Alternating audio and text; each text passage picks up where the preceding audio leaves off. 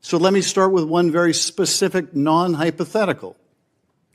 The president has said Jack Smith should go to jail. Will you investigate Jack Smith? Senator, I haven't seen the file. I haven't seen the investigation. I haven't looked at anything. It would be irresponsible of me to make a commitment regarding anything without, you're a long practicing attorney, without looking at a file. So you would need a factual predicate to open an investigation of Jack Smith, is that right? Not a summary by you sitting here. Yes, sir. And not a summary by the president either, right? Absolutely. So a summary by the president or his desire to investigate Jack Smith would not be enough for you to open an investigation of Jack Smith, is that right? I will look at the facts and evidence in any case. You know, and 72%, sitting here today, Senator, 72% of Americans I only have have 7 lost minutes. faith in the Department of Justice. Sitting here today, are you aware of any factual predicate to investigate Jack Smith? Sitting here today, yes or no? Senator, I will look at the facts and the circumstances. You can't answer that question. Brought to me. You're not a part of the department yet. There's no worry about divulging law enforcement sensitive information. So just tell us, are you aware of a factual predicate to investigate Jack Smith? Yes or no? Senator, what I'm hearing on the news is horrible. Do I know if he committed a crime? I have not looked. You seem reluctant to answer a simple question. Let me ask you a different simple question. The president also wants to jail Liz Cheney. Sitting here today, are you aware of any factual basis to investigate Liz Cheney? Yes or no? Senator, that's a hypothetical, and I'm not going to answer that question. No, it's not hypothetical. I'm asking you, sitting here today, whether you are aware of a factual predicate to investigate Liz Cheney. Senator, no one has asked me to investigate Liz Cheney. That is a hypothetical. The president has called for it publicly. You are aware of that, aren't you? No one has asked me to investigate. But the president has We're also worried about Liz Cheney, Senator. The president has called for this. You know what we should be worried about? Ms. Bondi, please answer my questions. The crime rate in California right now is through the roof. Ms. Bondi, your robberies are 87% higher than the national average. My question is this. That's what I want to be focused on, Senator. Do you have the power to say no to the president? Be leaders ourselves. Black women are being used by the Democrat Party. All of these socioeconomic indicators are in the negative, particularly for black people. They want mob rule. When Trump was in office, please somebody tell me what act of dictatorship did he perform? She had Donald Trump's hair on top of her head. And she's sitting here talking about brown girl this, brown girl that. Because she's a black woman. They would ask her how to spell her first name and clap like sea monkeys. Oh, yeah. Whoa.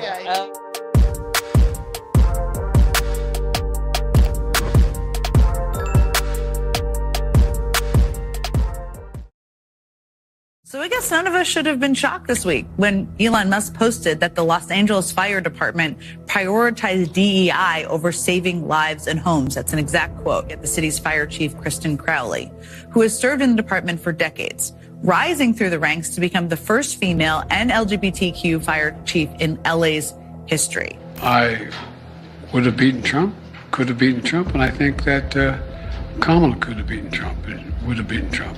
Where across the globe could you point and say the United States is safer because of what we did here? And our adversaries and competitors are weaker across the board. Russia's weaker, Iran's weaker, China's weaker. We should note, again, and you and I have said this on the air many times, there is no evidence that Joe Biden was involved in any wrongdoing. Of course, want to note that there is no evidence that Joe Biden or Hunter Biden has done anything wrong. I just want to reiterate. And let's be clear for the viewers. There is no evidence Biden did anything wrong. Governor, you got a second? Literally talking to the president right now to specifically answer the question of what we can do for you and your daughter. Can I hear it? Can I hear your call? Because I don't believe it. This is why independent media is so important.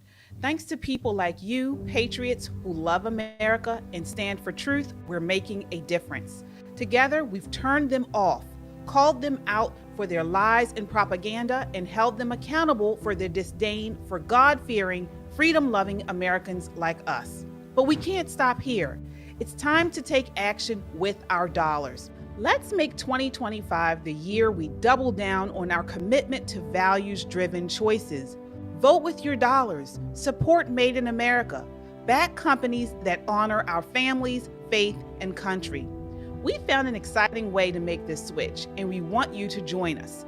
Check out www.popandswitch.com and click Yes, I Want to Make the Switch. It's that easy. It's time to walk away from corporations like BlackRock and Vanguard that undermine our principles. Let's invest in America. Let's support businesses that share our love for this country. You don't have to take on everything at once, but you can start here. Join us in making this one small yet powerful step. Visit www.popandswitch.com. Click the link and schedule a call with our team to learn how you can make the switch. Together, we can create real change.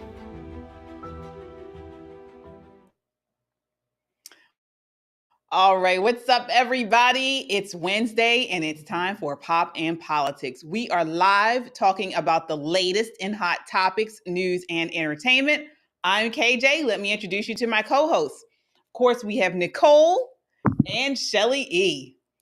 All right, before we dive in, do me a favor, tap that thumbs up and subscribe.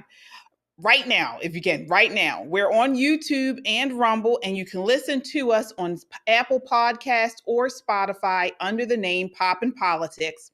We love our chat. We shout out all of our super chats, so it's the best way to get your voice heard in the conversation and to show your love for conservative content.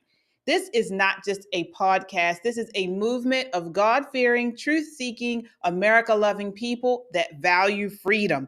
Stand with us and subscribe so you can amplify this rallying call for freedom. We have so much to get to tonight. Ladies, let's set it off. All right. So you guys saw at the top of the hour, that was a video of the Senate hearings, particularly for Pam Bondi. We're going to get into that. But before we do, breaking news out today. So Israel and Hamas have agreed to a ceasefire in Gaza, concluding a 15-month conflict that began with the deadly Hamas attack on October 7th, 2023. So just days before Trump gets into the White House, he said there better be a ceasefire, bring the hostages home. Shelly, what is your response to that?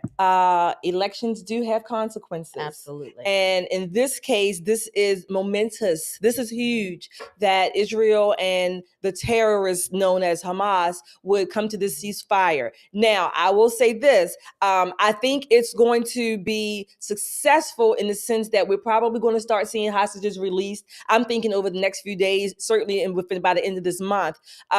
But make no mistake about it, I don't put anything past Hamas or any other terrorist group, because every ceasefire that Israel has had since 1948, 68, whatever, there has been a break in the ceasefire on the part initiated by the terrorists, whatever terrorist, insert whatever terrorist group you want. So in that sense, there's still going to have to be literally the feet on the necks, if you will, of the Hamas leaders and any other terrorist group that comes along.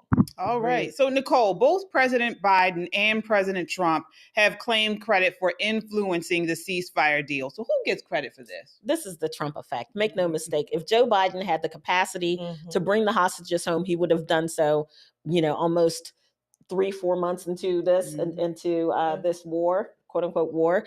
The problem that we're going to have, though, is the ceasefire is only for 6 weeks. And it is multi-tiered. So certain things have to happen at each tier. And I agree with Shelly. They're going to try it. Yeah, they're going to absolutely try it. My prayer, my hope is that the 30 plus hostages we're supposed to get back in this first bunch, that they're alive. Oh, no. Yes. That's the big thing, that they're alive. So, I don't know, how President Trump is going to feel about getting American hostages back that are deceased. Personally, that would be a deal breaker for me. And I would be encouraging the president to act accordingly. This is an outrageous amount of time that has gone by for Biden to take credit for something that, as president, he had the power to do in November, in December, all the way up until this date. Diplomacy works sometimes, but when people are having a holy war, sometimes you got to be the big dog in the fight. And Joe Biden just does not have that capacity. No, not at all. And then again, my heart goes out to the families that have hostages and have lost, the ones have lost family members and the ones who don't know what's going on with your family member. I mean, these were children that were taken. Can you imagine that your son, your daughter, your sister, your brother was taken hostage? You don't even know if they're alive. And if they are alive, what condition they're going to be in when they get back. It's not like, these people were enemy combatants. They were at a music festival. These are people who are going about their life, living their happy lives, enjoying their day, and got caught up in this holy war. I know that Israel has said time and time again that they want peace. They want to live peacefully. But really and truly, can you live peacefully with people whose goal is your utter destruction? Well, this is where Dennis Prager put it.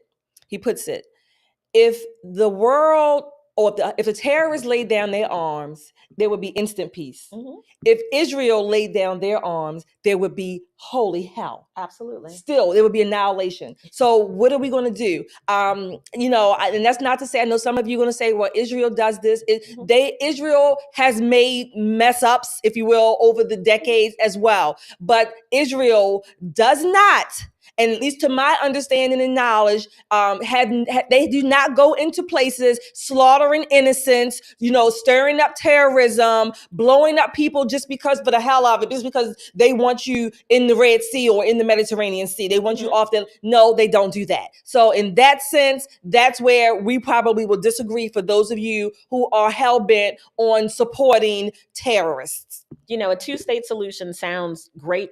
When you say it out loud, it looks great on paper. But when you're talking about not a fight for resources, not a fight for land, but two different gods trying to coexist in one place, this war is not ever going to be over. It's always going to be something between these two, which begs the question, why won't these other Islamic countries allow these people to come and stay with them? Yeah, that's one question I have. I don't understand why that doesn't happen. Like you mentioned, it's a holy war. It's it's been going on for generations. And again, I'm just happy that at least for this period, Trump has been able to bring about a ceasefire and these families get closure. Absolutely. Agreed. So, yeah. So again, we'll continue to keep you guys updated on that. So back to Senate hearings. So of course, we were talking about Pam Bondi. President-elect Donald Trump's nominee for U.S. Attorney General appeared before the Senate Judiciary Committee today for her confirmation. The session was marked by intense questioning from Democratic senators concerning her independence, past lobbying activities, and loyalty to President Trump. So, Nicole, how do you think she did? She did fantastic. Listen, I know Pam Bondi. I'm a fan. Pam Bondi is a tremendous human being. In the courtroom, though, she is like a dog with a greasy pork chop. You know what I mean? Like, this is not the smoke you want when you come against Pam Bondi. So I think she was very personable today. She was charming where she needed to be charming. She was tough where she needed to be tough.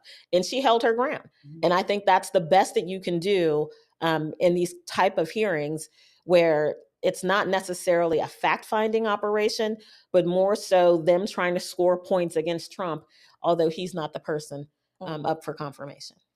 Yeah. Do you think she gets through, Shelley? Oh, I think she will get through. What I would like to have seen is the chairman check Mr. Schiff a little bit more, because he used his time basically to badger her, right? Yeah. He was only trying to secure check marks for himself, for Liz Cheney, to ensure that Trump is not going to. He had the audacity to say, will you guarantee that Trump won't release a panel of the J6ers? Are you kidding me? Biden just pardoned a whole slew of people in one fell swoop. I don't even, like you said the other day, he doesn't even know he did that. Right. But I mean, this was incredulous to me. She did hold her own. Mm-hmm. She gave it back, if you will. And I was glad to see that. And I was glad to see it, number one, that a woman did it, because actually, when we talk about this a little bit later, I think she did much better than Pete Hegseth. Mm-hmm. Listen, I like the way she was dressed. Even her clothing said, I'm incredibly powerful. I'm going to sit here and answer your questions, and I'm going to do it in a way that's calm, cool, and relaxed. So she came with the right look. And I know some people say, well, what difference does it make? It makes a lot of difference. It makes a lot of difference because that is the image that she's portraying. I'm young, I'm able-bodied, I'm smart, attractive, capable. All of that makes real strides. And for people who are not necessarily political, that is the image that women want to portray in politics. Absolutely. Well, speaking of, I believe she got a much better fare than Pete Hegseth. Oh, absolutely. So without question. Let's go on to his hearing, which occurred yesterday. Again, Pete Hegseth is President Trump's nominee for Secretary of Defense. This is clip 4. Take a look.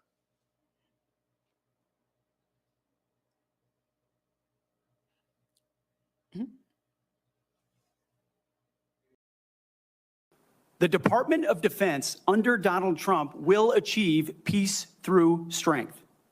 And in pursuing these America First national security goals will remain patriotically apolitical and stridently constitutional. Unlike the current administration, politics should play no part in military matters. We are not Republicans. We are not Democrats. We are American warriors. Our standards will be high and they will be equal, not equitable. That's a very different word. We need to make sure every warrior is fully qualified on their assigned weapon system, every pilot's fully qualified and current on the aircraft they are flying, and every general or flag officer is selected for leadership or promotion purely based on performance, readiness, and merit. Leaders at all levels will be held accountable, and warfighting and lethality and the readiness of the troops and their families will be our only focus. This has been my focus ever since I first put on the uniform as a Wow. All right. Equal, not equitable. Shelley, what do you think of that exchange right there? Okay, overall, don't get me wrong. I do support Pete Hegseth. And we have multiple videos. I do. Okay, I support him taking the. So, what do you want me to say? Well, I thought you were going to go. I thought you were going to react to the whole hearing. I support him as Secretary of Defense. I do think I like his little blue jacket. I love that color blue. Yeah. But overall, I would give him on a scale of 1 to 10. I would give him about a 7 in that exchange, or just overall in his hearing. All right, let's move on to the next one. I want to get your. We have a lot of clips of him today, so let's move on to this next clip. Again, this is Chris Cuomo detailing Pete's exchange with, I believe, a senator talking about his past. This is clip 10. My opinion is we saw the enemy today at Pete Hegseth's Armed Services Committee hearing, and it's us. Not you, but the toxic game of division played by the people who we put in power. Let me ask you, what questions would you have for a potential Secretary of Defense? What are you going to do about China, Russia, terror, Pentagon size, drones? Or would your top concern be his marriage? Is your biggest fear that an army of trans folk are going to take over? Because those were the concerns that the most deliberative body in the world focused on today. Here is the moment that Democrats are choosing to send around the internet as their big win. Senator Tim Kaine giving Hegseth the Bill Clinton. I want to return to the incident that you referenced a minute ago that occurred in Monterey, California in October 2017. At that time, you were still married to your second wife, correct? I believe so. And you had just fathered a child by a woman who would later become your third wife, correct? Senator, I was falsely charged, fully investigated, and completely cleared. So you think you were completely cleared because you committed no crime. That's your definition of cleared? You had just fathered a child 2 months before by a woman that was not your wife. I assume that in each of your weddings, you've pledged to be faithful to your wife. You've taken an oath to do that, haven't you? Senator, as I've acknowledged to everyone in this committee, not a perfect person. I'm not claiming to be. But no, I just asked a simple question. You've taken an oath like you would take an oath to be Secretary of Defense and all of your weddings to be faithful to your wife. Is that correct? I have failed in things in my life, and thankfully I'm redeemed by my Lord and Savior, Jesus Christ. Wow. Amen. All right. So let's unpack this. So again, that was Senator Tim Kaine. I want to start with you, Nicole. Should an elected leader's personal life be open to criticism and weighed in considering an appointment or decision? Only if he and his wife were out robbing banks, stealing nuclear weapons, I would say a trailer full of small Chinese children in their backyard. Other than that, he's entitled to a personal life. And let me tell you, when you're in the military and you ETS, you're coming back to civilian life, things that worked really well while you were in the military sometimes don't translate well in civilian life. Sometimes they just don't. And sometimes people fall out of love, in love with some other people. Life is messy. Tim Kaine knows better than most how messy life can be. He really, really, really should not throw rocks. He should not. Yeah. I mean, he stood by President Clinton, or the Clintons, I should say, and we know all of the misconduct that Bill Clinton had. He stood by him. He was out just campaigning with Doug Emhoff. Exactly. Kamala's husband. He's been allegedly accused of not only sleeping with the nanny, right, but also it's alleged that he participated in abuse. Yeah, they said that he slapped the girl so hard that allegedly that she spun around. I hear that the spin was real, so I don't know about the slap, but the spin was definitely real. The problem that we have in politics is when there's nothing else, they kind of harp in on your personal life. And the problem with that is nobody was born in a bubble. Nobody was born, oh, this is going to be my baby politician. I'm not going to let anything ever happen to you in your life. No one lives that life. We should stop expecting people to be, perfect in their personal lives and tremendous as politicians. You can't have it both ways. What makes Pete good for this job is that he has been a rank and file soldier before, that he knows what it's like to be shot at and everything else. So, Tim Kaine is well off the mark as per usual. Absolutely a letdown for him. Absolutely. Yeah, Shelley, I want to get you in on this next clip. This is Pete talking about his commitment to the country. This is clip 2. That's why I've pointed out before, and I'll say it again, and because I'm sure it'll be quoted to me at some point. The dumbest phrase in military history is our unity is our strength. No, our shared purpose is our strength. Our shared mission is our strength. We are one DoD community of all committed to the same mission. Has nothing to do with your background.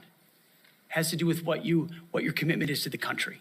And that is my solemn pledge to every single person that would put the uniform on and reflects President Trump's priorities as well. All right, Shelley, what are your thoughts there? Okay, I mean, that's what he's committed. He's a soldier, or he served. I support that. I would like to piggyback on something Nicole said, because I'm not chastising you or disagreeing with you. I agree with you what you said. But my point was, it's interesting. I don't see why we outside, I don't even know why we have a problem with him being asked these questions. You know why? Because I remember during the religious right movement and the conservative movement of the 80s and 90s, whether or not you slept with your wife or someone else outside of your marriage, that was a criteria, this moral majority. So now, and again, I'm not agreeing with Hegseth or whatever. I'm not even chastising him. I'm saying that now outside wants to pretend like we didn't set that standard. I long ago stopped believing or advocating that, if you do X, then you can't be a political leader. Right. I don't think they go together. Right. They don't go together. So, but I can honestly see why those senators would ask him those questions. That's the standard that our side set up. And now we want to say, they shouldn't work about people's personal lives. Well, that seems to be a lot of us what we do. I don't care what consenting adults do. Consenting adults, again, my boundaries stop with children, minors, and those who are under fraud, force, and coercion. But I do understand why those senators asked him those questions based on the standards that our side set up. So now we want to say, oh, it's Pete Hegseth, someone we support. It's Trump, someone we support. But if we are honest about it, we have to look at Trump and Pete and their behavior and say, this is the standard that we have long held. So again, I support them. I'm wearing the Trump shirt. I will be in the rally this weekend. But I do understand why they're asking those questions. But see, the difference for me is that was 30 years ago. America's a different country. Back then, being a single woman with a child, being divorced was a big thing. Exactly. Nowadays, if you haven't been a single parent or been divorced, people are looking at you like, well, what's going on that you're with the same person all of this time? Our community mores have changed. The problem is, especially with people like Tim Kaine, you should not throw rocks if you live in a glass condominium. Okay, you hear me? This man, Pete, was well controlled in that regard because, you know, I would have asked him a question back. I would have asked him several questions back. I would just simply leaned into the mic and said, Monica Lewinsky. Right, exactly. Case rested. Next question. All right. I do want to acknowledge our super chatters here. Guys, thank you so much. All right, let's see who we have. We have here Laura with the $2 super chat says, I watched this today. All right. Thank you so much, Laura. All right. She also says, I don't know what to believe about this interview. Good point. Absolutely. All right. And then thank you guys so much. All right. So you guys know we have to respond to The View. God. So The View was also critiquing Pete Hegseth's committee hearing, and they were not pleased. Take a look at this. This is clip 13. Qualified both on his moral character, but also his experience. He served our country, but millions of Americans served our country. That doesn't make them prepared to take what I'd argue is the second most important job after President of the United States, being the only other individual who can deploy U.S. troops, the U.S. military. I think Republicans made a really bad decision to lower the bar for what they expect from the Secretary of Defense. His responses were, this is just a smear campaign. This is just anonymous. Even his mother, I guess, is an anonymous source. He was saying these sorts of things. But what I think that was very effective, along with what you thought was effective, was that we know that women represent almost 20% of the Department of Defense active duty force. More than 9,000 women have earned combat action badges. And he wrote in his book, so this is not anonymous because he wrote it, not only are women comparatively less effective than men in combat roles, but they are more likely to be objectified by the enemy in their own nation, in the moral realms of war. Dads push us to take risks. Mom put the training wheels on our bikes. We need moms, but not in the military, especially in combat units. And one last thing, not an anonymous source. He actually said this during a podcast, and we have a clip of that. I'm straight up just saying we should not have women in combat roles. It hasn't made us more effective, hasn't made us more lethal, has made fighting more complicated. So when he's all right. So a lot to unpack there. I'll start with you, Shelley. What did you think about that? Do you agree that he should not have been picked? No, I'm going to say no in the overall, but I do understand the controversial positions, or I do understand the back and forth here. Again, I support him. I think he's going to be an excellent Secretary of Defense, but I do understand some of these controversial comments he made, and he either defends them or he doesn't. I don't think he did well to defend his positions. He was more defensive. That's what I got out of it. What did you think, Nicole? Do you believe that women shouldn't be in combat roles? I think if they're capable, if they pass the fitness test in order to be in those roles, absolutely. However, I don't think we should lower the standard to make them more capable. Again, being equal and equitable. Like he said, two different things. I mean, we can have a test case. Let's go get the ladies on The View. Let's put them through some training and put them on the front lines and see how they do. You know, it's one thing to be a warmonger when you're sitting in your comfortable home. It's a whole nother thing when it's your butt, your daughter's butt, your sister's butt, your mother's butt on the line. There's something to be said for people who are capable of things, making comments about it, and other people who are not. Opinions are like belly buttons. Everybody has one. Yeah, and sometimes you think the other person stinks. So, yeah, I mean, when you think about it, my issue with this whole argument about Pete not having enough experience and he not comparing to the past generals. Okay, well, where have we gotten from these past generals? Exactly. The ones that under Biden did have experience. They were had more experience with civilian leadership and leadership within the military. They were generals, but they didn't do that great of a job as far as leading the Department of Defense. Number two, haven't we heard this line of excuses about somebody else who had never ran for office, who had never, done these things? Not a career politician. Exactly. It was Trump. And he turned out to be one of the, if not the best president of our generation. So I don't think their arguments hold much weight when it comes to Pete. Sometimes we need someone from the outside to do the job. The truth of the matter is he's from the inside. Right. What we've had before, people from the outside coming in, defense contractor, executives, retired generals, those type of people, when you think about our fighting force, and the people who lead that fighting force, you would think that those people would be absolutely leading the charge for what's right at every turn. Yeah. I'm going to give you one example where they did not. 4-star general, muckety muck, COVID came. And we lost a ton of our fighting force because those generals, the Department of Defense, didn't stand up and say, listen, I don't know what you guys got going over here in the civilian world, but we're good over here, family. We're going to make sure that our fighting force stays ready. Right. And we're not going to, send half of our well-trained people that we spent so much money training, so much time training, home because they won't get the jab. So let's talk a little bit. I mean, I have a little bit from military.com, and this was based in November 2024, right?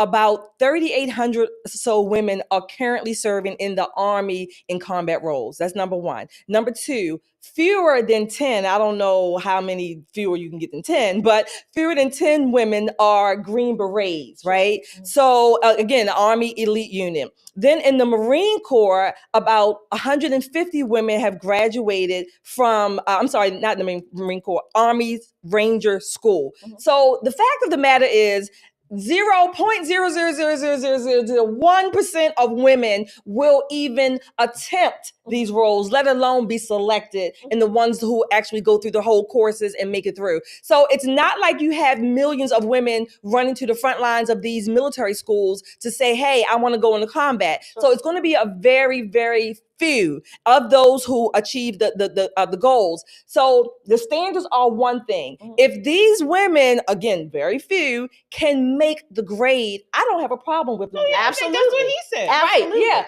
So this idea that, whatever he said on that podcast, he doesn't think, okay, he can think that. He's not trying to stop them. Yeah. People in general, we seem to have this idea that because you think something, that's going to be how it is. No, you can, many of you work, right? We work outside the home. You might think your boss should be, I don't know, run down with a car, whatever the case may be, but you're not going to do it, okay? Most of us are not going to do it. You can have a disagreement about a policy at work or wherever, but you're not going to do something that would sabotage yourself and maybe in your colleagues' lives or livelihood. So two opposite things can actually occur in the same space. Yeah. And I think the greater thing with this is that, we're not going to ask Pete to be anybody other than Pete. Right? He would be disingenuous if he came here, went to that Senate hearing and agreed with everything everybody said. He is who he is. And listen, isn't that what we want? Do we not want transparency, or do we want people who are going to say, oh, no, I never said that. Be who you are, stand on who you want to be. He, I think, would make a very good Secretary of Defense for a myriad of reasons. I think he already has the hearts and minds of the U.S. troops. And that's something. If you're going to be a leader of troops, they had better believe in you. And that's a good point, because I have talked to parents who have been holding out on their children joining the military. military Yeah, absolutely. because of the leadership that we've had within the last several years. But now I think the tides are starting to change, and they do see someone that cares about our men and women going into the military, possibly into war. Absolutely. Right. So I want to acknowledge our super chatters here. So thank you so much. All right, let's see here. Stephen, thank you so much with the $10 super chat. Says character on the floor laughing really hard. All right. Yes, thank you so much. Laura with the $5 super chat says, what about the Asian lady that said he was not qualified? Yeah. Oh yeah, she Maisie. certainly did. Yeah. Nancy Mazie. Yeah, Nancy. No, Maisie. From Hawaii. Yeah, okay. Yeah. Yeah, I mean, he was under all types of attack. Here's one here. This is clip 5 with he and Kirsten Gillibrand. I don't want you thinking, can't serve if you're a mom, can't serve if you're LGBTQ, and then last, can't serve if you're a leftist. The statements you said about people who have views differently than you, that we're the enemy, are you saying that 50% of the DOD, if they hold liberal views or leftist views or our Democrats, are not welcome in the military? Are you saying that? Senator, I volunteered to deploy to Afghanistan under Democrat President Barack Obama. I also volunteered to guard the inauguration of Joe Biden, but was denied the opportunity to serve because I was identified as an extremist by my own unit for a Christian tattoo.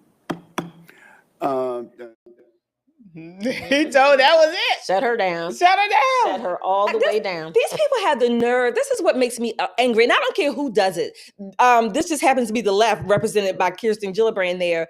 These are the same people who called Christians and conservatives and, normal patriotic Americans, they put us on hit lists. We're the terrorist groups and Catholics, the people in Virginia who were trying to protect their children. These are the same people who maligned us in any kind of way. And then they had the unmitigated gall to get on their high horse. Again, I don't care if you're on the right or the left. I don't like your high horse. Frankly, I want to kick out the damn Spurs so that your ass can fall and then I can stomp you. Agreed. Yeah. I'm sorry. No, you're right. Here's another female senator going after Pete. This is clip 6.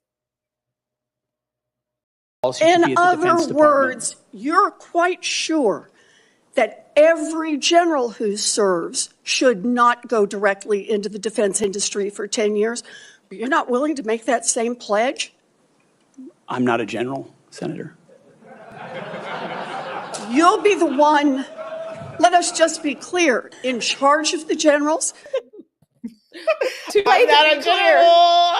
Too late to be clear. Yeah. Oh my God. Pocahontas has got a lot going on. She's got a lot going on her plate. I think at some point, if we could take all of the women that were kind of clucking at him, you could just kind of, nagging at him and not really asking substantive questions, because I think there would have been some questions that I personally as an American would have really wanted the answer to. Where do you stand on China? Exactly. Where do you stand on Taiwan? Exactly. What are we going to do about the CCP? All of these kind of things. This would be, an answer. What are you going to do about wages of the people, the enlisted people who are literally in the military and on food stamps? Absolutely. Yeah. What are you going to do about people who object to taking jabs? Yes. So there were a lot of questions they could have asked. Exactly. But instead, they got their hand out with their talking points and things they were supposed to score. And that is really what's wrong with Senate hearings. It's really not a fact-finding mission. It is really about scoring points for the other side. And it's a show trial. Both sides do it. I agree. Both sides do it. All right, guys, we see the super chats. Thank you so much. We really appreciate you all watching tonight and supporting us. All right, so let's see here. We have Tina with the $10 super chat. Says, showing some love to some of my fave ladies, KJ Nicole and Shelly E. I don't miss your lives, LOL. I am excited to see what Trump and his awesome picks do. Absolutely. Thank you so much, Tina.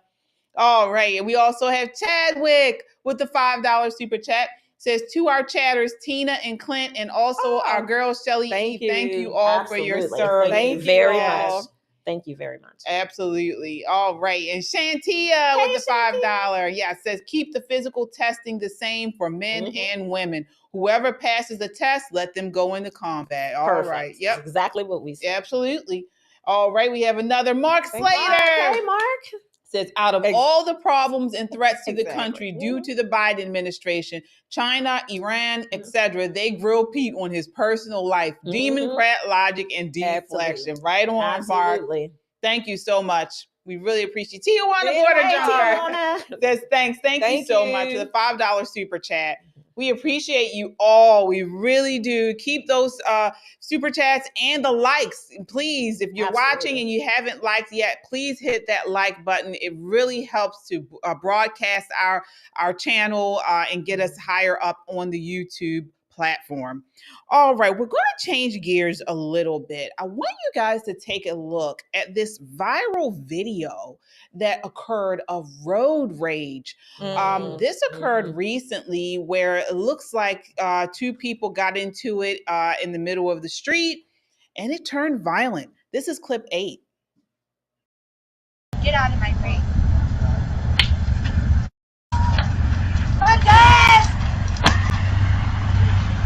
This woman faced instant karma after starting a fight in a fit of road rage. Let's go! Get out of the car! You want to run? Get out the car there! Get out! Get out! I didn't touch your car. You were on my gun. Come and touch me because my man's right there. Come and put your hands on me. I ain't driving crazy. Your was on my goddamn. I went to another lane. Get out of my face.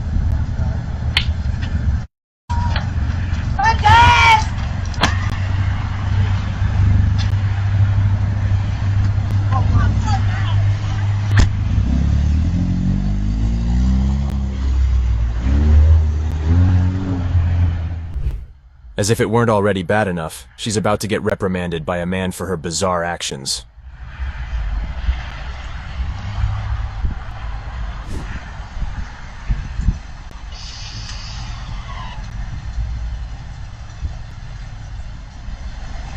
Stop jumping on cars and people. Get in the car. Stop jumping on the car.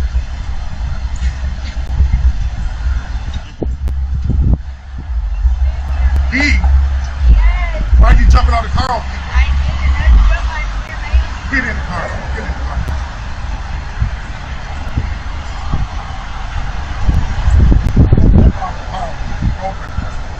Get home. Come on, get home.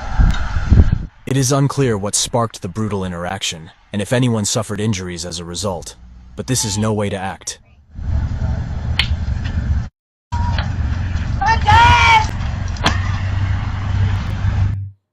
Wow. All right. So lots to unpack here. First, what's your reaction to what occurred there, Shelley? My reaction was, I was like, oh my gosh, number one. Number two, all that ice and snow, I'm surprised that he didn't fall when he picked her up. And then I was just thinking from an injury perspective, I was hoping that she didn't break her any bones or things like that. However, she did clock him first. Now, somebody might disagree with how hard he should have hit her, or maybe should have pushed. I'm just saying that's all debatable. But she did clock him first for no reason. Let me debate it. Okay, I have 19 nephews, and they would not, under any circumstances, pick a fight with a woman. They would not. They'd walk away first. But if this woman clocks you in the side of the head with your back turned to her, she got everything she had coming. And he did not overly, assault her. What? No, because he could have stomped the life out of her. He really could have. Well, he clocked her back and then he dropped her. Body slammed her. Yeah, He did like a power blow. He could have kept body slammed her. He could have kicked her. He could have stomped her out. This is the problem when you have women who are used to dealing with beta men, soy boys, because she's probably slapping Lopez, whoever he is, the man that's supposed to be with her in the car. However, not all men are that way. And let me tell you, a lady, she is not. Because she was in her car, minding her business. She should have stayed in her vehicle. Stayed in her vehicle. My best guess is feel like- alcohol was involved, but maybe. I think she felt like she had the divine right to pop out on him, and she had the divine right to put her hand on her. And she effed around and she found out. What would you say, KJ? I think, first of all, had this been 20 years ago, this would have never happened for two things. Number one, a woman would not have done that. And you know, I don't believe a woman would have done it. Now, it's easier to believe a woman may have done it because women are emotional and sometimes women do try to lash out at men. But 20, 30, 40 years ago, a man would not have done that because men are supposed to be very stable, very even-keeled, very reasonable. We know that they're going to be stronger than us. We know that they're going to be, have more power behind themselves. So they generally show some restraint. Right.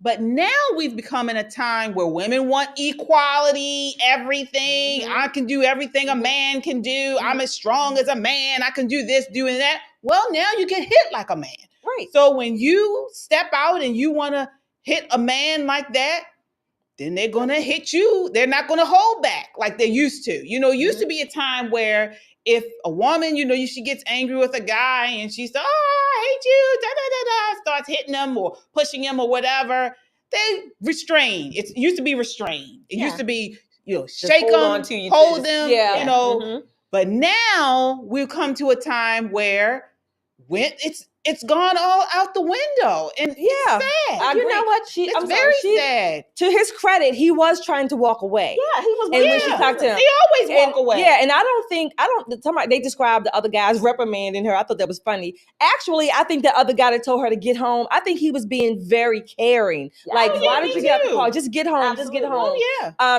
And then it was even a little bit more demeaning. She crawled. She couldn't even get up. Oh, He body slammed her.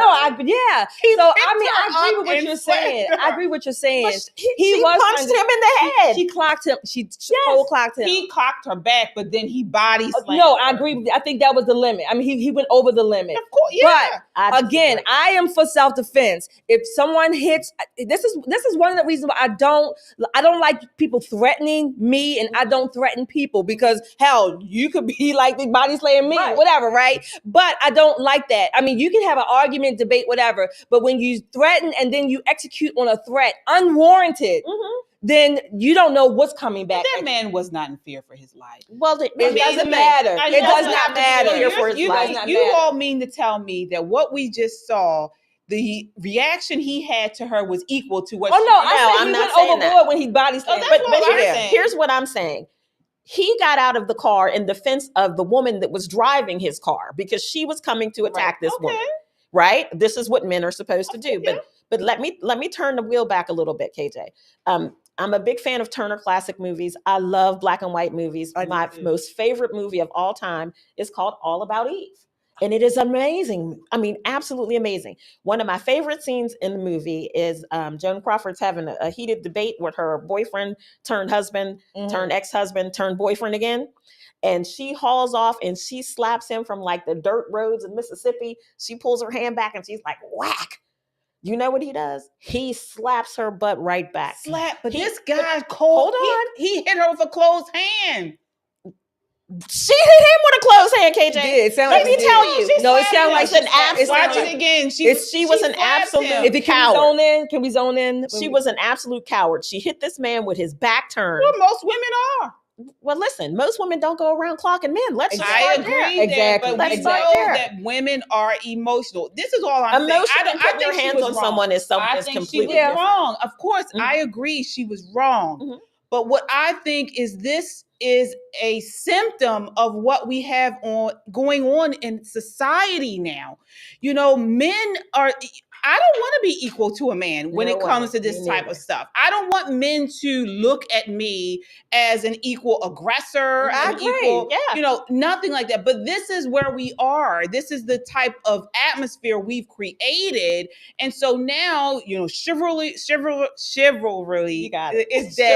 Chivalry is dead. You know, now they're not even giving you the benefit of the doubt. you know, you don't just get a restrain, you don't get a, you know, slap back, you get a body slam. Listen. Yeah. So then You the punched question me in the back of my head. The question, She's lucky I she think didn't the get a bullet. important, That's what she's lucky. The important question is, how do we get it?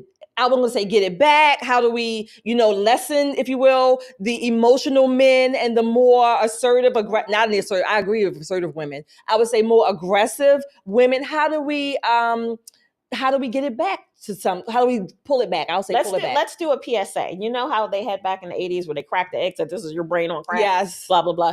Listen, we can show that video over and over again. Ladies, keep your damn hands to yourself. Yes. Keep your hands to yourself. Because if you punch a man in the head when his back is turned and he turns around and he treats you like an angry man, honey, you ain't got nobody to blame but yourself. And Lopez, who stayed in the car, tells me that this thing starts trouble all of the time. And KJ, to your point, you were saying how it used to be women, you know, you get emotional, you hit a guy, you push him. Typically, those were in relationships. Mm-hmm. Those were in the context of a girlfriend, boyfriend, whatever, husband, wife, things like that. Most women did not go up to men, a stranger no less, road rage, and hitting strangers like that. So it was typically confined to intimate relationships in what you described. But again, how do we get it back? How do we show restraint? I support assertive women. Absolutely. I think women need to be assertive, and so they can take stands for protecting themselves, their children, and whatever values they uphold. I also put down, I call them bitches in the sense, men, pussy wussies or whatever, men who are equally or more emotional than women. It's dangerous. Those are dangerous men. Very dangerous. Because you have men who, if you have a very emotional man, not only are they're going to be stronger, you know, men have, you know, a lot more energy and things like that. Yeah. Muscle, right. Exactly. But then to add emotionalism to it, that's a terrible combination. It's a horrible combination. But, you know, this is what happens when we don't have, and I hate to keep coming back to this, we don't have traditional value roles, right? Where everybody's flat. You're not a man or you're not a woman. Everybody's just a being and all of this kind of foolishness. I don't applaud what happened here. I think there's enough, you know, bad karma for everybody involved. Mm-hmm. But this woman popped out of her car, came back and threatened to open the door on another woman, right? KJ, you have a boyfriend, right? And you and your boyfriend into the car, and some woman comes up and tries to pull you out of the car to fight with you over some traffic. Right. I mean, you don't think he's gonna say, okay, go back to your car, because that's what he told her to back off. Mm-hmm. Right. She kept coming. And he back off. Then he turned his back to her and she attacked him, and he responded like a man. You cannot have on pork chop draws and threaten the lion and then be mad when he bites you in the butt. You just cannot. Well, guys, what do you do? I want you guys to sound off on this. I want to hear from you all in the comments.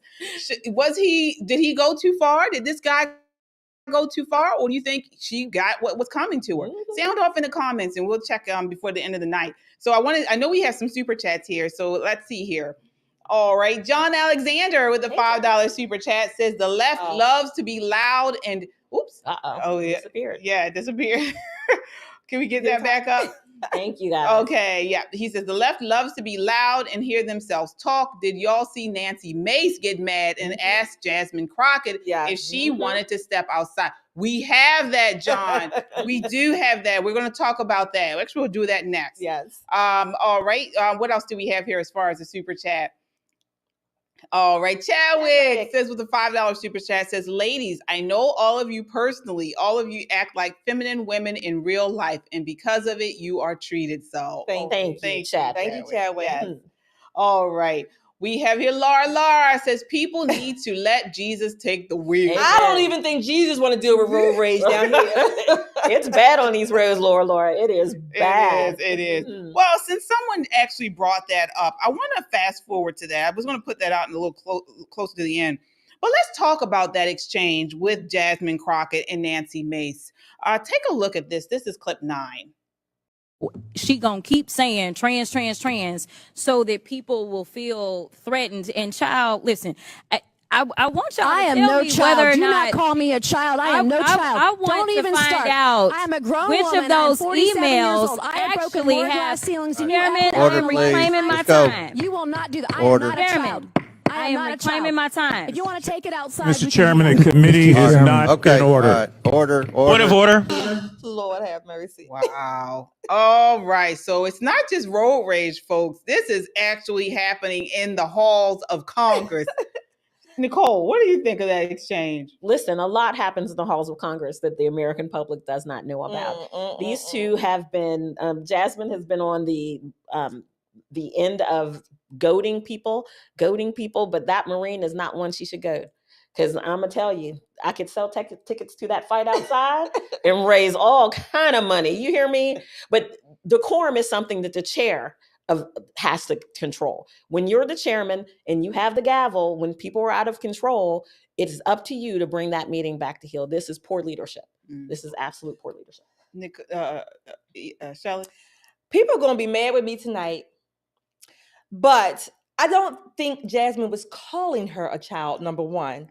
She was just talking a dialect, if you will, colloquialism, whatever you want to call it. That's number one. Number two, I think it was totally blown out of proportion for Nancy Mace to respond that way. I mean, it was really no take it outside moment. It really wasn't. I mean, this is just over the top. And what I'm really angry about is that my damn taxpayer money paid for this crap. Girl, if you knew the stuff that our tax money paid for that happens on the Hill, it would curl your hair. Your hair would be curly. You would have a Jerry curl. No, you would have that new Zuckerberg do. You'd be the curly top like Zuckerberg. But things happen there because these are human beings. And again, this is a small clip of a longer process that was happening. And she does that. That's what Jasmine Crockett does. She pokes you, she pinches you, she pushes you, she makes all of these kind of incendiary remarks. And as soon as you jump on her, Mr. Chairman, right? Here's the problem with that. There are certain situations where you can throw the first blow, hide your hands, and get away scot-free. In this case, I don't think she was doing that. And I'm not a Jasmine Crockett fan. And of course, I didn't vote for her. She's in Texas. But in this case, I do not think that's what she was doing. I think she was just talking. We say child in the African-American, Black American community. Sure. That's just a way of speaking, like child with that law. I don't think she was directing it personally or specifically at Nancy Mace. This is just again, it's aggravating to see that at this level, and this is why I say people are just people. Well, I say this, it was ghetto. It was ghetto for both of them. Absolutely. It was ghetto for the Crockett.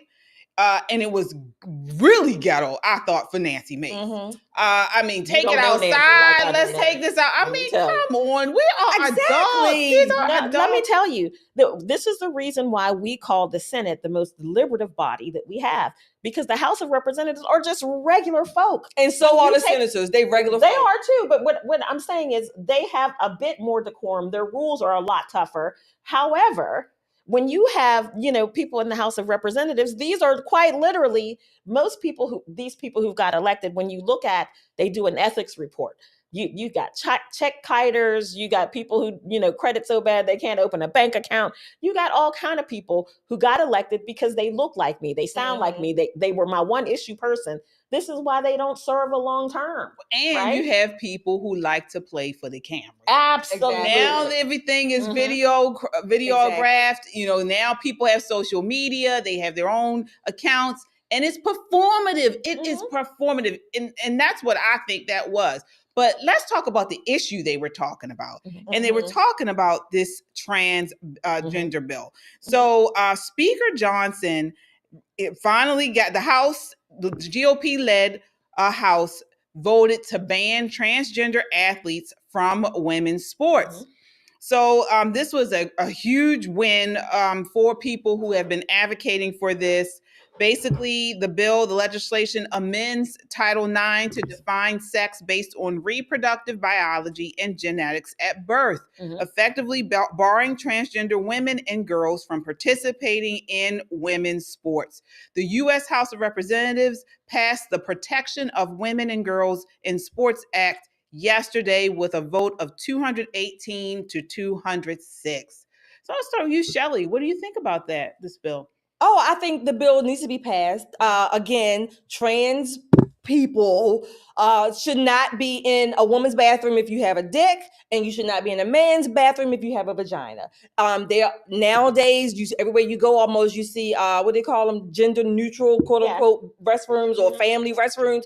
Go in there, do what you got to do, and get the hell out so somebody else can go because the line is long. Right. So I think this bill needs to be passed, particularly because it's talking about federally funded sports, sports events or campuses, things like that. That's what it's talking about. So absolutely, I agree with it. Okay, well, I want to get you on this, Nicole, on this next clip. This is AOC calling out the bill. This is clip 12.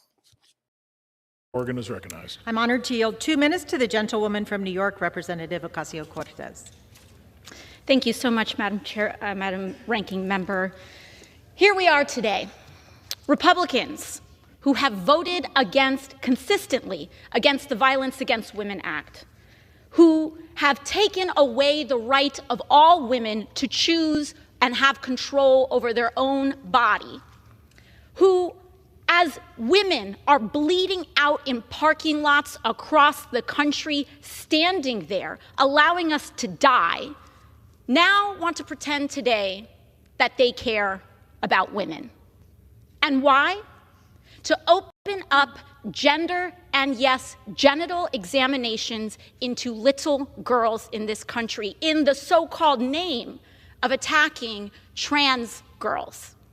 And to that, today, what we have to say are 2 words: not today. The majority right now says there's no place in this bill that says it opens up for genital examinations. Well, here's the thing. There's no enforcement mechanism in this bill. Nicole, I mean, what is she talking about? You talk about performative. Listen, the Democrats are looking for someone to hang their hat on, someone that can rally the troops and strike a blow for their cause. It ain't that. It really isn't. You know, she had a prepared speech about some absolute foolishness, and she keeps talking about genital checks on little girls, which she means as little boys, right? Because girls and girls sports are appropriate. Women and women's sports is appropriate. But when we talk about people who think today they may be feminine, female, in a girl's space, that doesn't make any sense. There were a couple of House members, I think 2 of them were Latino from Texas and the guy from North Carolina, who voted with the Republicans on this bill because it just makes sense. Oh, right. Henry Kuehler and Vicente Gonzalez. Yes. You know, here's the thing. Nobody wants their daughter run over trying to play, soccer by some 16-year-old boy who's got his muscles and everything else that's come in, right? The problem that we have is that the Democrats are looking for something that they think America will rally behind them. And this is not it. This is a losing cause. And AOC's speech fell absolutely flat. Yeah. And I'm upset that they keep focusing on the boys. What about these girls that come over and, was it trans boys? Who they're come, boys. Yeah, right. Who are in the boys' bathrooms and stuff. The boys have to deal with, menstruation and the periods and all that kind of stuff in their bathrooms. I mean, it's a mess. That's the ones you need to talk about bleeding on the floor. But listen, nobody was bleeding on the parking lot and no one's dead. She's still alive. We saw her speaking. Here's the problem. They're being very hyperbolic in a time where America's had it. Americans had enough of being shamed into believing this foolishness. We don't want any part of their delusion. No parts of it. So my to AOC and to all of you listening, I got some little props here because this is what we would these not exactly the ones, but we would use these to teach little children, right? This is a girl. You see, she has a cute little pink dress on, and you can't really see up her dress like the boys might try to do. But if you can look up her dress, she has what we would typically associate with a girl, a doll, a vagina. That's number 1. See, here's Bo Peep, right? Bo Peep, a girl. Look at her curves and things like that. Her breast, a girl. Here's what we would call a man. I think this is called Red Ranger. I think his name is Red Ranger, right? And then here's a little bit bigger one. Here's one. Now he has some. You see his chest, strong, broad chest, and the muscles in his thighs and calves and legs. And then here's the one that says it all. He-Man. Just it speaks for itself. He-Man. I mean, look. big guy, burly, strong. Again, this is not to say that women can't get muscles, but this is just what we would use to teach children the distinctions, some of the distinctions between a male and a female. I say, AOC, let's just go back to the basics. Okay, that's just it. That's it. Back to the basics. Back to the basics. Yeah. I mean, you literally got to talk to these people like they're kindergartners because they don't realize it's as simple as that.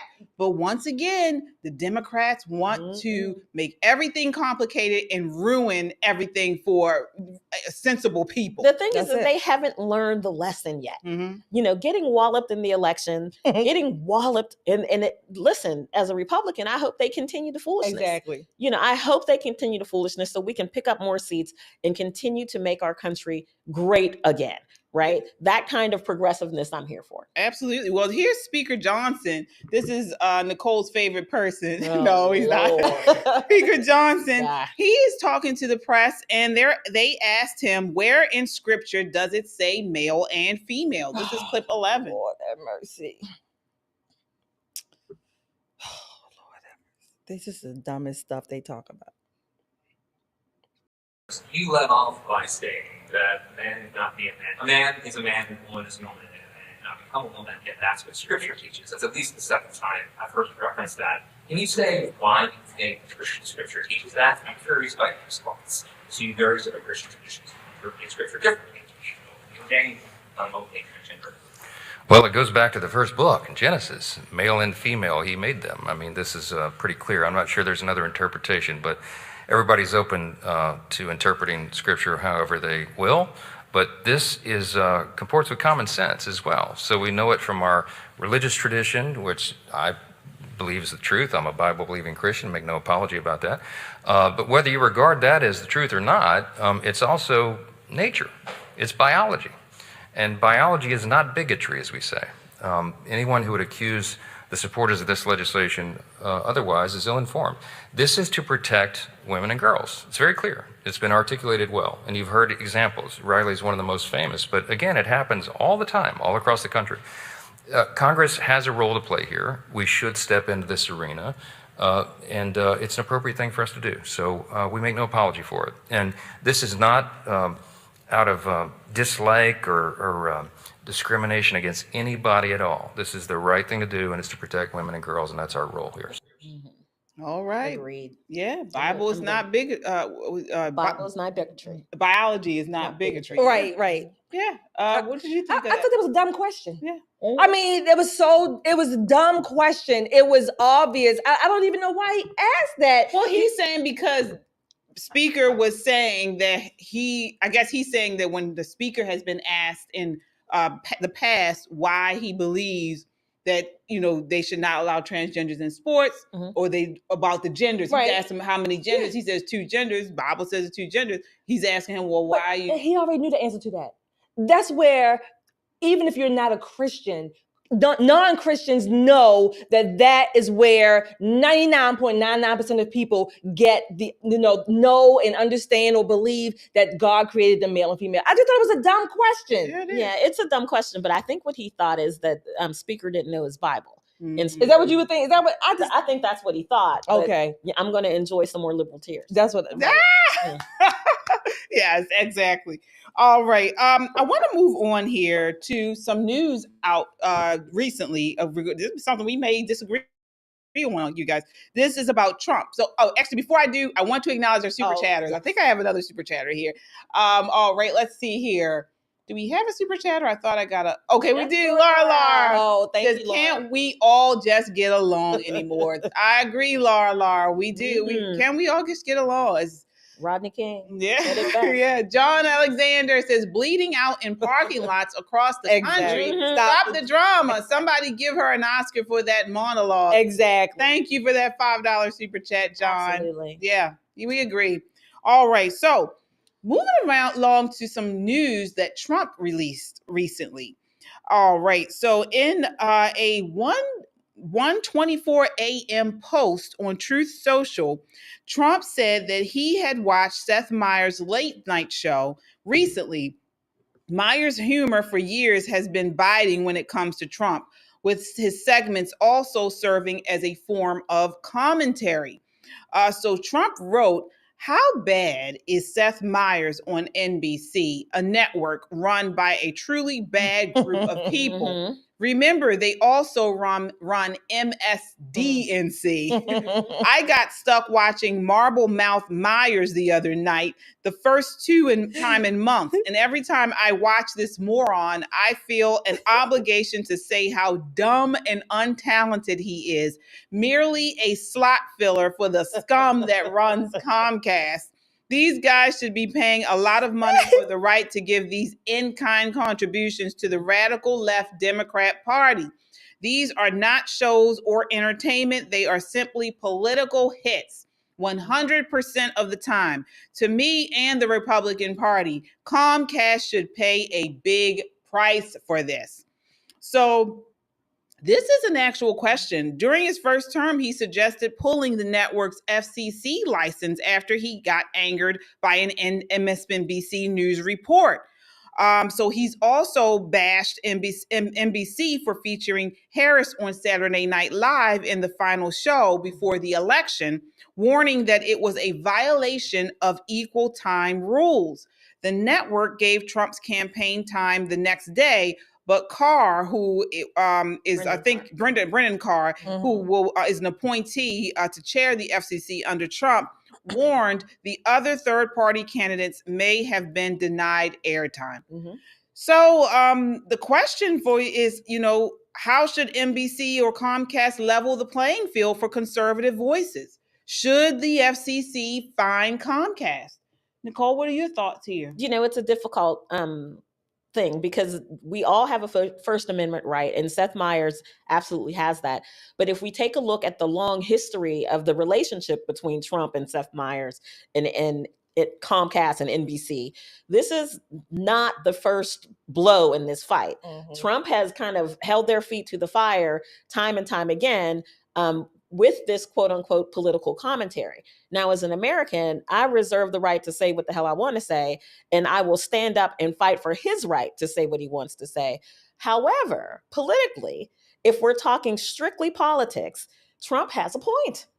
If this donated time to backing stated DNC principles, and not just his opinion about it, but stated DNC principles, he may very well have run afoul of the equal time rules. The problem, because I'm confused on what actually transpired. What do you mean when he was? I didn't understand what he was talking about when he said, "What do you mean stated DNC principles?" So you know how I always talk about they have talking points. And you guys know talking points, right? So the party comes up and says, "This is what we're going to say this week." Everybody on the same page. You go on the talkies, and everybody's say the same thing over and over again. I saw that a lot. Listen, I do it. I go That's on why he Fox called and I it say in-kind donations. Right. But when you say that, you're saying that they run the banner across the bottom. It says Nicole Bennett, Republican strategist. It is my opinion. They give me the talking points. I look at them. I pick the ones I like. I make it, Cole-ish, and I give quote unquote my opinion. It's very different though when Seth Meyers sits there and says, we need to be voting for this. We need to be doing that. Now, I don't watch them, so I don't know what was said. But when it is strictly a political commentary, strictly a political, not a talking point with his opinion, but DNC messaging, this is where you run afoul because NBC cannot simply become an arm of the Democrat Party without giving fair and equal time to the other parties. And that's what. And they're supposed to be a journalist network or whatever. Yes, so journalists are supposed to be impartial anyway. So that's what he was talking about, the in-kind part. Now, I think I've read something briefly, and again, I may be wrong, but I don't believe, or I would not support Trump advocating that their licenses be pulled. I just would advocate Trump saying what he wants to say and Seth Meyers, whomever else saying what they want to say. If there is a fine to be had, by FCC rules and regulations, then issue the fine. But I don't want to shut down. I don't want to censor any organization. I just don't. I don't care if Trump wants it. I support Trump, but I would not agree with him on this particular issue if he wanted to censor or take them off the air. Seth Meyers or anyone else. Let them speak, and then let us respond in kind, right? Let us respond in kind. The airtime, again, is supposed to be impartial. If these journalists were doing their job, none of this would be an issue. But what do you mean? How would he even get in kind? Because he did not have a Democrat strategist or pundit on there. He was the strategist. Pundit. Right, he's supposed to be impartial. But he's supposed to be impartial. But here's the thing. So what, is he supposed to do jokes about the other half as well? Well, he's supposed to have both sides, at least, or all three, whatever other parties they said may have not been given time. He should have at least a representative from every whatever party, Republican, but Democrat. he was saying that he was on there, I guess in his in beginning of the show monologue, talking about Donald Trump. He does it all the time. Well, he can talk about the president. Yeah. He can talk about the president, and the FCC is not going to pull Comcast's license. Right. What they do is they license individual stations, not the entirety of this business. What the best thing that Trump did was raise awareness. Exactly. That's the best thing that he did. Brendan Carr is absolutely FCC God. He knows everything there is to know about who's on what side and that kind of thing. What he's saying about what happened during the election cycle is while the Trump campaign raised the ire and said, no, you let her be on Saturday Night Live, then I want my equal time. But what about the other candidates who were like Jill Stein and other people who were on there? That's what Brendan is talking about. Right. What Trump is doing is what Trump does. He's saber rattling with them and saying, okay, guess who's back? Right? You're going to talk trash about me. I'm going to talk trash about you. And he should. And absolutely. But this At 2 is a.m. in the morning. This is discourse. Well, the show doesn't go off until a quarter after 1. I mean, Trump doesn't sleep much. That's his thing. Not during the transition. I mean, we got stuff to do. Right. But I really feel like getting very clear where your First Amendment right as a citizen switches when you're a political person. Where the parameters are in equal and fair play. The beautiful thing about it is nobody really watches NBC. And if Trump had not said anything, most people would have been like, know anyway. But this is an ongoing feud between Trump and Comcast and all of that kind of thing, and MSNBC, however, who has been sold off. They've been spun off. Yeah. And broke today. The crazy thing about it is they're not changing the name. I don't understand that. Change the name. From MSNBC to what? To anything. Oh, okay. They go to NBC. You could be anything else. Give yourself a fresh start. But what they're doing is doubling down on dumb. Yeah. And well, they'll continue to lose ratings. There you go. Yeah. That's the best thing that can happen. Right. But that's the American way. When the American people don't like it anymore, they'll turn it off and go on about their lives. And they'll force you to change your content. Yeah. Well, we are at the end of our time, folks. I wanted to just end on this one clip of Gavin Newsom getting his lunch eaten. What is it? Eaten. Yeah, eaten. Getting his lunch eaten by Adam Corolla. This is so crazy. You guys got to see this. This is clip 7. Take a look. Of African Americans in the state of California, roughly half of Latino families have no access to a checking account or an ATM. Things we take for granted. They don't have a checking account. What's wrong with them? And well, because they don't have the resources to sock those things away. Why do we have them? A lot of different reasons, but roughly half those families don't. Where do why do Armenians have them? But where they end up is in check cashing places. But I want to know why those groups. Why those two groups don't have access? Well, a lot of. Just happens to be that we can talk about. Flawed? No, they're hardly flawed, but they're struggling. Genetically Folks are making flawed. their word. Hardly, not absolutely. But okay, do Asians have this problem? I mean, a lot of communities have. A lot of whites have these problems. Oh, but so that's not just black and Hispanic. No, but why did you bring up black and Hispanic? Because the magnitude is ominous. But why so many of them? It just happens to be the magnitude. That's the way God planned it? Not at all. Well, what happened to them? There are a lot of issues, and that the communities are struggling. A lot of new immigrants. Struggling?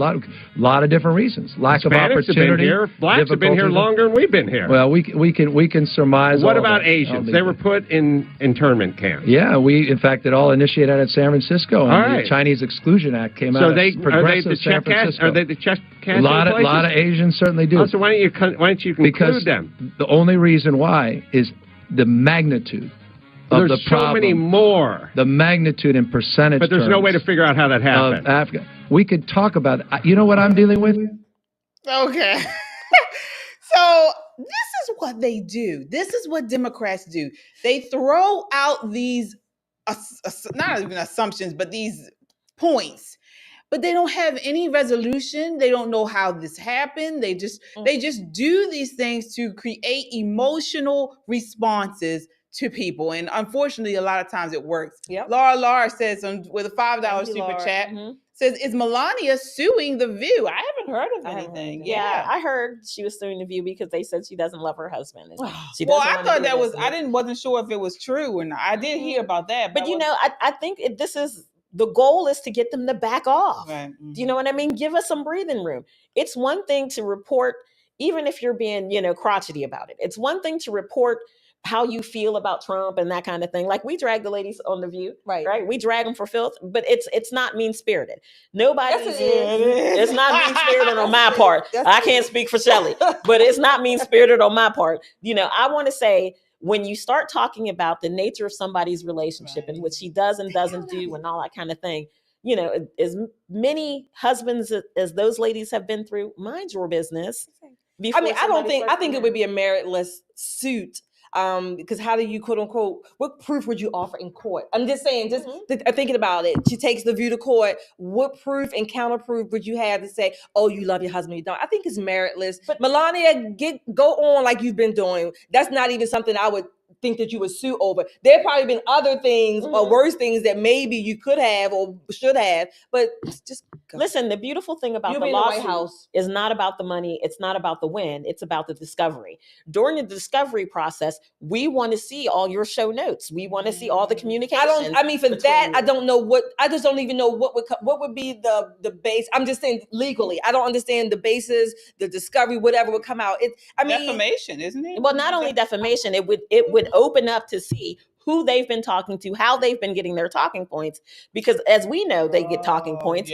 But let's have something with an MSNBC or an ABC header on it that says, here are the DNC talking points. And I want to push back, and this is the only thing I would push back. I understand what you're saying, but this is what I would say. When it happens on the other side, we're saying this now because it's someone that we support and like. But when the tables turn, then we can't go back and say, oh, well, no, they can't do that because XYZ. No. If we put that out there, they have The View, as much as we disagree with them, and I can't stand Sonny, as much as we don't like them or agree with them, I still believe they have a right to their opinion, to say what they want, and it's up to us to refute it and respond and dispute it. That's all. Again, the defamation, that's a legal standard. I get that. But in general, if it's something that you don't agree with or like, don't watch it or respond to it, dispute it, and move the hell on. I took an oath to uphold that Constitution. Again, I do it. I would uphold it even for someone I don't agree with. Exactly. But I feel like all of this for naught is we're looking at this clip with Adam Corolla and Gavin Newsome, the paternalistic vibe coming from Newsome. Black people and Latinos can't afford it, and they're not smart enough to have bank accounts, and they've never had the opportunity, the audacity. That's been the Democrat, and that's from 2013. That's not even a recent clip. Exactly. He's playing his fiddle while LA is burning, and there's so much. When you look at so much to unpack and who he believes the majority of his community is. Oh, that's been the Democrat playbook for decades. They've been using that shit. Sure. So, I mean, again, as scummy as Newsome is, because it works. Exactly. They use it because it works. Because it buys into this victimhood mentality that, I'm not succeeding in life because the man is holding me down. Well, here's the man getting your vote to continue to hold you down. And that's why we're called coons and Uncle Toms, because we came out of that, if you will. We educated ourselves, started rethinking things, doing things differently. So now we are, quote unquote, on, we're being name called because we don't subscribe to that, but it's still up to us to say, you know what, we're going to respond, we're going to refute and dispute with you, all in this free marketplace of the First Amendment. Listen, I'm going to tell you, the first 4 pages of my book are going to be probably in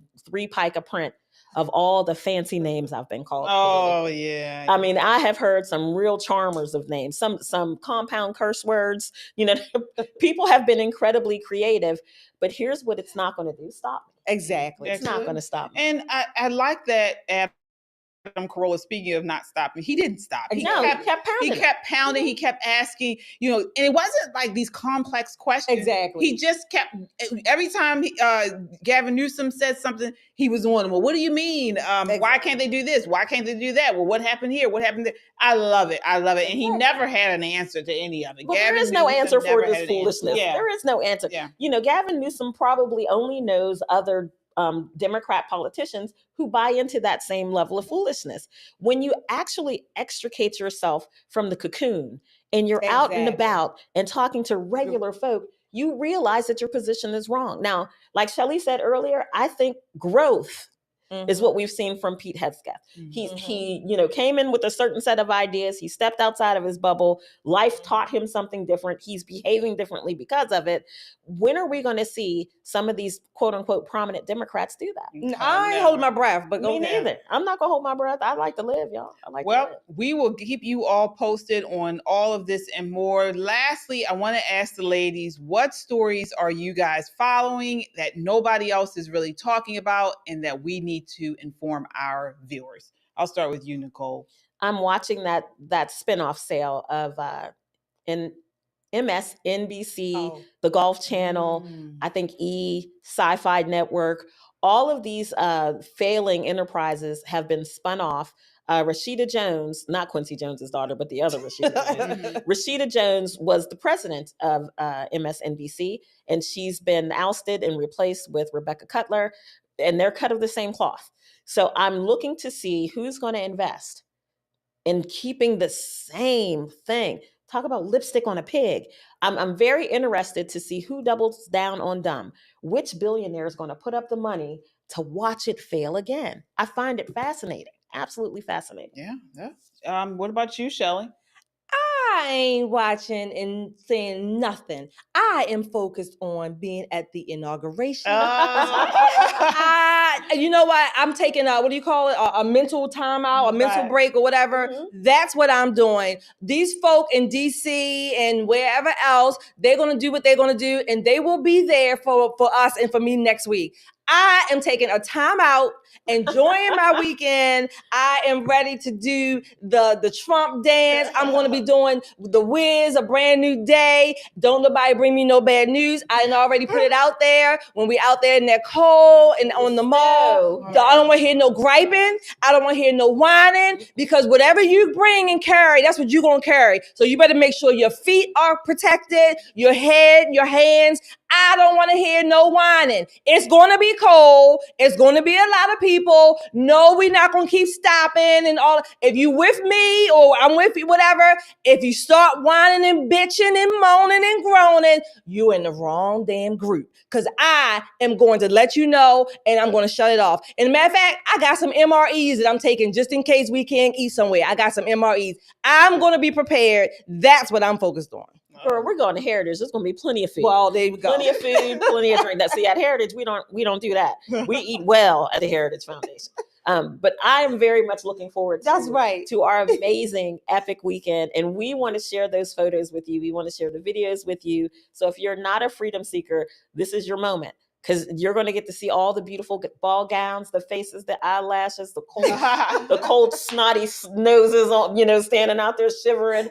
And for people who are here locally to the DMV, Monday night at 11:30, I'll be on 11:30 p.m. folks. Eastern I'll be on Fox DC, giving commentary on the absolutely amazing weekend we are going to have. It is going to be so completely epic. Hopefully, prayerfully, nobody in our group acts up, because Shelley has already said what it's going to be. So I know the rest of the group is watching. Y'all done heard it. She ain't playing with you. Don't cry when she comes for you. It's going to be crazy. We're going to have a great time. And for people who are not from this area, get your WMATA, your Metro cards. They have special Donald Trump Metro cards. It's 47 45, 47 with a big picture of him on it. They just started selling them today. So I'm going to probably hit a metro station and get us some tomorrow. Oh, yeah. Right. Tomorrow. All right, everybody. Right. All right. What All you right. think about KJ? Yeah, I'm super excited about the inauguration. Also, get to hang out with you all, see maybe some of you who are coming out to DC, and also, of course, to see President Trump get back on the mantle. Yes. Let's yes, go. Indeed. Kung Fu CJ with the $2 super chat says, great show, ladies. Thank you so much. Please, please like, share, and subscribe. Rico! $20 super chat says, from my experience, men or transformers know better to go into a woman's restroom because all hell would break loose. Trans women, on the other hand, have no problem going into the men's restroom. All right. Well, wait a Because they're men. Yeah. Well, listen, I get so confused now. I do too. Like, you're trans which way? It doesn't make a difference to me. I like that they have the family restrooms where people who have gender confusion can go and do their thing. Yeah, I think that's I think it's the simplest solution to all of this foolishness. Yeah, same here. All right, folks, we will be back. I believe Saturday. We'll be back Saturday night. Saturday? What's the We gotta figure it out. Yeah. Wait a minute, because Saturday you may not like what I have to say. We'll figure it out. We're gonna figure it out. All right. Saturday Just might be an hit issue. the notification bell so you will be notified. Absolutely. Hit the notification bell so you know when we post. And please, please continue to like and share. Send this in a DM to a friend, to a family member, so they can see what we're talking about. And we're going to bring you the latest from the inauguration. We're going to start early in the morning all the way until the night. So stay tuned. Until next time, count your blessings and live a life of purpose. Good night. Good night, everybody.